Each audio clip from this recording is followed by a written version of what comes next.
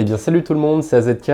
Aujourd'hui on se retrouve pour un nouveau tutoriel Ledger et cette fois on va du côté de Polygon. Alors pour ceux qui ont vu mon tutoriel déjà sur Ethereum, ça va être très proche. Vous allez comprendre dans cette vidéo pourquoi c'est très proche Polygon et Ethereum, mais c'est pas la seule blockchain. À vrai dire, ce tutoriel ça va être le même pour Ethereum, Phantom, la Binance Smart Chain, Avalanche, bref. Comme d'habitude, il faut un appareil pour utiliser sa Ledger. Moi, j'utilise un ordinateur, mais si vous avez une Nano X, c'est possible d'utiliser un smartphone comme il y a le Bluetooth sur la Nano X, mais ça ne m'intéresse pas pour aujourd'hui. Donc sur cet ordinateur, sur ce smartphone, il vous faudra aussi l'application Ledger Live. Je vous mettrai tous les liens en description. Comme d'habitude, vous avez tout dans la description. Allez voir cette description.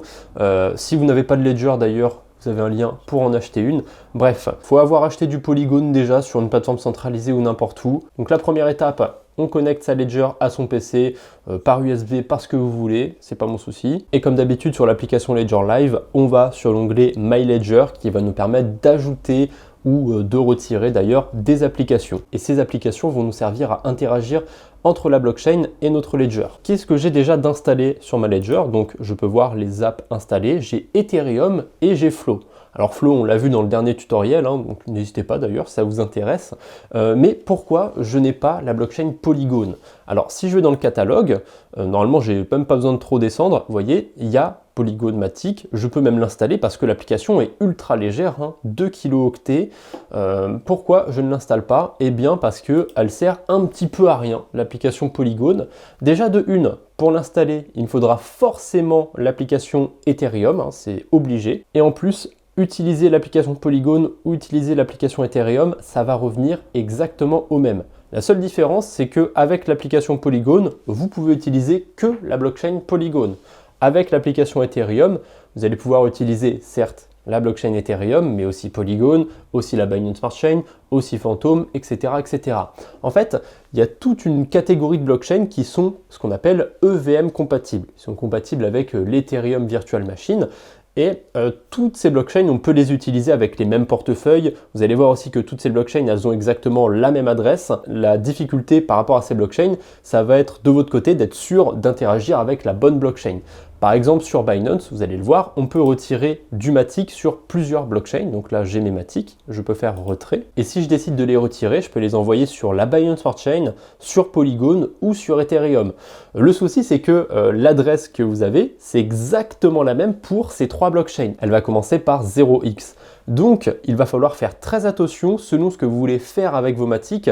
Où est-ce que vous les envoyez? Si vous voulez staker directement des Matic sur la blockchain, c'est un petit peu contre-intuitif, mais il va falloir les envoyer sur Ethereum. Alors c'est aussi possible d'avoir des versions stakées du Matic sur Polygon, Lido fait ça, mais si vous voulez vraiment staker officiellement, on va dire, des Matic, ce sera sur la blockchain Ethereum. Vous pouvez aussi les envoyer sur la Binance Smart Chain pour aller faire de la DeFi par exemple. Mais on ne va pas s'intéresser à la BSC, à Ethereum pour aujourd'hui. Je vais envoyer mes Matic sur la blockchain Polygon. Mais évidemment, pour envoyer ces Matic sur la blockchain Polygon, il va nous falloir un portefeuille. Alors je pourrais utiliser Ledger Live parce que Ledger Live va me permettre d'avoir une adresse Ethereum et tout, mais l'interface est pas terrible. Honnêtement, je préfère utiliser la blockchain Polygon avec un wallet qui est plus adapté à ça. Donc il y a MetaMask qui est très connu, mais j'aime pas trop MetaMask. Honnêtement, il y a des avantages à MetaMask, mais qu'on peut retrouver sur plein d'autres wallets, genre Frame par exemple. Moi, le wallet que je vous propose pour aujourd'hui, c'est Rabby. J'en parle assez souvent, mais pour les débutants sur la finance décentralisée, c'est vraiment le meilleur wallet. Déjà, toutes les blockchains avec lesquelles vous allez probablement vouloir interagir, qui sont EVM compatibles, elles sont déjà dessus. Polygon, Avalanche, Phantom, la Binance Smart Chain, Optimism, Arbitrum, voilà, vous avez vraiment énormément de blockchains directement sur Rabby. Donc là, je l'ai retiré sur mon PC. J'avais déjà Rabby, mais je l'ai retiré pour vous montrer comment ça marche. Donc vous choisissez de le télécharger pour Chrome ou pour Brave. Pour l'instant, c'est pas encore sur Firefox ou sur Edge. Ça fait littéralement depuis la création de ce wallet que ça arrive bientôt sur Microsoft et sur Firefox. Mais bon, on verra bien. Peut-être qu'un jour ça arrivera, mais visiblement, c'est pas encore prévu. Donc c'est très léger comme application. C'est déjà installé. Donc on va d'abord devoir choisir comment on importe son portefeuille. Donc vous pouvez importer depuis MetaMask, vous pouvez créer aussi un nouveau portefeuille, ça peut se faire. Moi, je vais me connecter directement via un hardware wallet. Alors du coup, on peut utiliser un Trésor, un OneKey, un Cool Wallet, hein. Il y a plein d'autres hardware wallets. On va rester sur Ledger pour aujourd'hui. Et là, vous rentrez un mot de passe. C'est comme sur la plupart des portefeuilles, ils vont vous demander un mot de passe. Alors, ce n'était pas le cas pour Flow qu'on a vu dans le dernier tutoriel, mais voilà, généralement, quand vous utilisez un portefeuille tiers, vous avez un mot de passe à rentrer pour pouvoir accéder à vos cryptos. Donc moi, j'en rentre un. Une fois que vous avez rentré le mot de passe, il va falloir connecter votre Ledger. Donc assurez-vous d'être bien connecté à l'application Ethereum ou Polygon, ça marche aussi.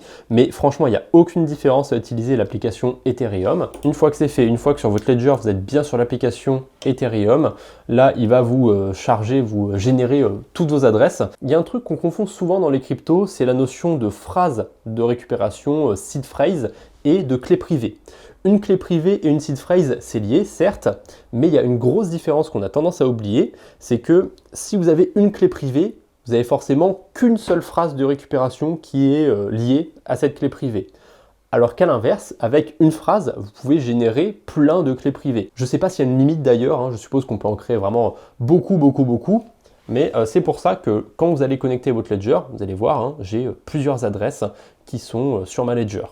Donc, il y a une adresse que vous reconnaissez peut-être si vous suivez mes vidéos, notamment ma série qui s'appelle Mon portefeuille 2023. C'est une série où j'utilise la DeFi, beaucoup sur Polygon en ce moment, et je vous montre tout ce que je fais en fait sur la DeFi. Et c'est pour ça que dans ce tutoriel, je ne vais pas trop vous montrer ce qu'on peut aller faire sur la blockchain Polygon. Je vous invite à aller voir ma série Mon portefeuille 2023, parce que dedans, je ne me contente pas juste de vous montrer comment je vais déposer de l'argent sur un protocole. Je vous montre quand je fais des gains, comment je les note sur un tableur, comment je fais un suivi de tout en fait. Donc c'est vraiment très intéressant comme série, je vous invite à aller la voir. Je ne dis pas ça évidemment parce que c'est moi qui l'ai faite. Bref, je ne vais pas du coup importer cette adresse-là parce que j'ai déjà des cryptos dessus, donc c'est un petit peu de la triche entre guillemets. Je vais importer l'adresse numéro 1 qui commence par 0x91.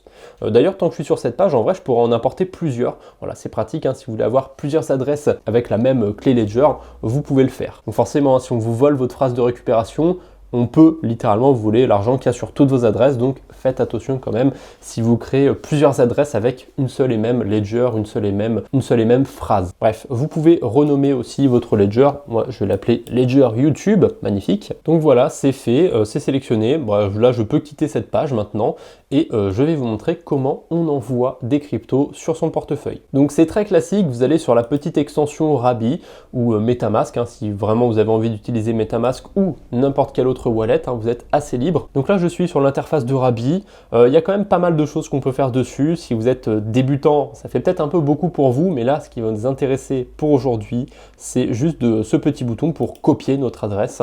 Et on va se rendre ensuite sur Binance. Donc je suis toujours sur la page de retrait et là, on choisit Polygon parce que je vous avais dit que ce qui m'intéressait pour aujourd'hui, c'est d'aller faire de la DeFi, mais sur Polygon. Et typiquement, hein, c'est ce que je fais dans ma série Mon portefeuille 2023. Donc vous copiez votre adresse, vous choisissez votre réseau et ensuite vous choisissez combien de Matic vous voulez envoyer. Donc moi j'ai envoyé tout ce que j'ai. J'avais acheté 50 $ de Matic au préalable de cette vidéo. Donc on passe le retrait, comme d'habitude, double vérification, le code par mail, par SMS, etc. Je fais ça et on se rejoint. Le temps que j'attende ma transaction, je vais directement aller récupérer mon adresse Matic sur Binance. Donc tout simplement, vous allez sur le bouton dépôt, vous choisissez un dépôt de crypto et là, vous tapez la crypto qui vous intéresse. Aujourd'hui, c'est le Matic. MATIC, et vous sélectionnez le réseau sur lequel vous allez récupérer vos Matic. Alors attention, là il y a un réseau qui s'est ajouté, la BNB Beacon Chain. C'est pas le même format d'adresse, vous voyez, il commence par BNB, donc ne choisissez pas évidemment cette adresse, hein, ça ne va pas marcher tout simplement. Choisissez Matic, la BSC, Ethereum, peu importe, vous allez avoir exactement la même adresse, que ce soit d'ailleurs pour le Matic, même pour d'autres cryptos, hein, le BNB, le BUSD, l'USDT, l'USDC, c'est exactement la même adresse à chaque fois. Mais bon, dans le doute, si vous voulez être sûr, choisissez bien la bonne crypto, la bonne blockchain, comme ça, il n'y a pas de souci. On ne sait jamais, hein, si jamais Binance ils mettent des petits pièges, que de temps en temps sur une crypto, ils vous mettent une adresse différente, on ne sait jamais. Bref, j'ai reçu mes Matic sur mon wallet Rabby, c'est magnifique, je peux aller maintenant les faire travailler sur la DeFi. Comme je vous ai dit, j'ai toute une série de vidéos qui est dédiée à ça, donc pas besoin de faire doublon dans ce tutoriel. En revanche, je vais quand même juste vous montrer comment je vais renvoyer les Matic sur Binance. Donc juste avant, on a copié l'adresse. Là, je suis sur mon portefeuille, j'ai sélectionné le Matic et je peux tout simplement cliquer sur Send, envoyer en bon français, je colle mon adresse, je choisis la quantité de matic. Donc là, je clique sur maximum. Donc comme ça, il m'envoie le maximum de matic que je peux envoyer. Ce n'est pas tous mes matic, puisqu'il faut que j'en réserve une petite partie pour des frais de transaction. Bref, sur Rabbi, il y a une petite particularité aussi, on peut whitelister des adresses et si une adresse n'est pas whitelistée, il va falloir rentrer votre mot de passe pour pouvoir envoyer des cryptos dessus. C'est juste un petit niveau de sécurité, mais au moins ça vous permet d'éviter de faire des bêtises. Si jamais vous avez déjà whitelisté une adresse, que vous voulez renvoyer des cryptos à cette adresse, parfois il y a des petits logiciels malicieux qui, quand vous copiez une adresse, ils vont vous en faire copier une autre. Et du coup, vous vous en rendez pas compte, mais vous allez envoyer vos cryptos à quelqu'un d'autre. Et du coup, le fait de whitelister une adresse sur Rabbi, ça peut prévenir ce risque-là. Alors, c'est quand même très peu probable. Moi, ça m'est jamais arrivé jusqu'ici. Mais voilà, si jamais vous êtes infecté, vous avez un virus qui fait ça, ou alors vous allez copier une adresse qui n'est pas la bonne, je ne sais pas comment, sur la blockchain, voilà, vous êtes sûr, si vous whitelistez, à chaque fois, s'il n'y a pas le mot de passe qui est demandé, c'est que c'est bon, c'est une adresse que vous avez déjà vérifiée. Donc je clique sur Send, je vais envoyer mes matic. Là, j'ai plus qu'à vérifier ma transaction. Donc sur Rabbi, il y a un truc qui est assez intéressant, c'est qu'on peut modifier le prix de sa transaction. Donc on peut choisir si on met un prix standard d'essence, un prix rapide ou un prix customisé. Voilà, donc ne faites pas non plus des bêtises. Au pire, laissez le standard ou le rapide, comme ça vous n'aurez pas de surprise. Moi, je vais laisser la valeur standard. Je ne suis pas ultra pressé, donc ça me va très bien. J'ai plus qu'à passer la transaction et là c'est comme dans tous les autres tutoriels, vous défilez avec votre ledger jusqu'au bouton approuver et ensuite vous approuvez la transaction et c'est bon. Vous attendez un petit peu, quelques minutes, c'est un petit peu long en ce moment sur Polygon.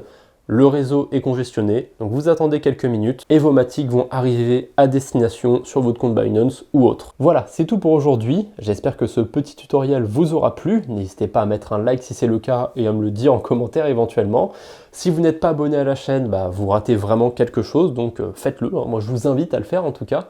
Et allez, je vous embête pas plus. On se retrouve bientôt, j'espère. D'ici là, portez-vous bien. Salut tout le monde!